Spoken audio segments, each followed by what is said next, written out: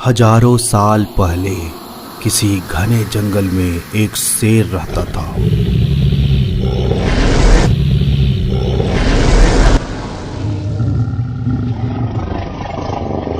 शेर उस जंगल का राजा था और उसका मंत्री सियार था।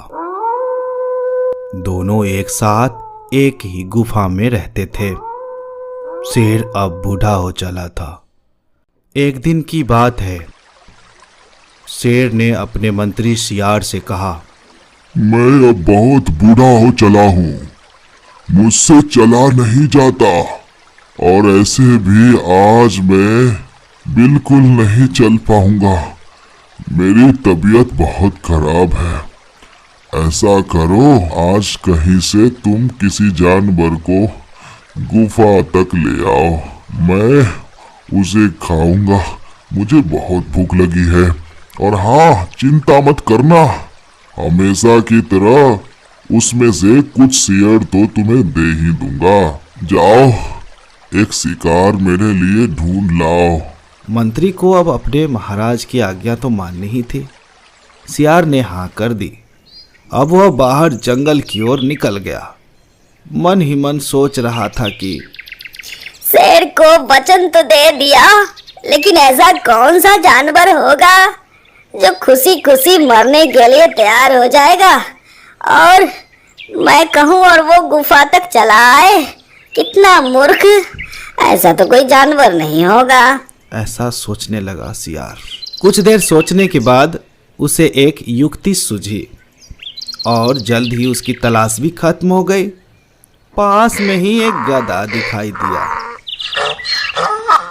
तो युक्ति के अनुसार वो पहले गधे से मिला, फिर उससे हाल समाचार पूछा।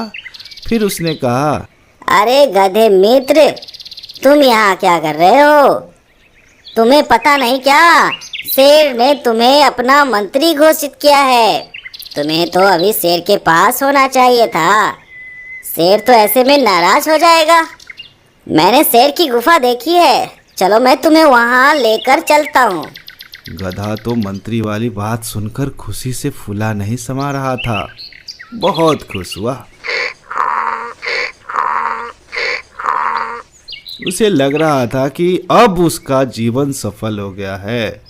एक अच्छा कार्य उसे अब मिला है। सियार बात करते करते उसे शेर की गुफा के अंदर ले गया। जैसे ही शेर ने गधे को देखा, वह उसके ऊपर टूट पड़ा और उसको मार डाला। शेर भोजन करने से पहले स्नान करना चाहता था, अतः सियार से कहा, तुम भोजन का ध्यान रखना, मैं अभी आता हूँ स्नान करके। सियार तो स्वामी भक्त था ही, वो बात मान गया। लेकिन सामने स्वादिष्ट भोजन देखकर उससे रहा नहीं गया। उसने कुछ सोच विचार कर झट से गधे का दिमाग खा गया। इतने में शेर भी वापस आ गया। अब दोनों भोजन कर रहे थे तो शेर ने सियार से पूछा, आपको पता है इसका दिमाग कहाँ है? सियार बोला, महाराज, आप कैसी बात कर रहे हैं? गधे का तो दिमाग होता ही नहीं।